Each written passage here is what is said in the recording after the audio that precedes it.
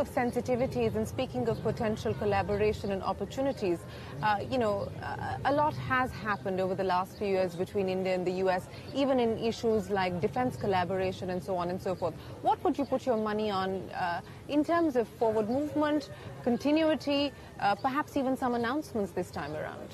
I would say, again, if I were Mr. Modi, I would not be talking about H-1B visa. Yeah. H-1B is a domestic issue about job losses. An immigration issue, yes. It's a domestic issue, and you don't want President Trump to go in and talk about immigration in India. Same thing here.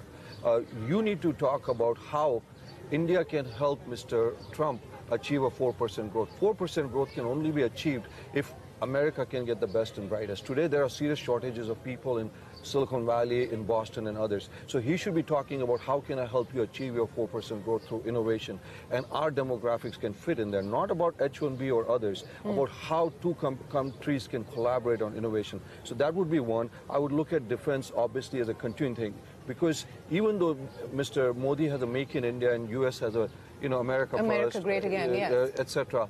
But there is an opportunity to do some technology transfer which could result in American jobs and Indian jobs. Healthcare is another big opportunity. Last week, President Trump had a huge session about how do we make drugs affordable in this country.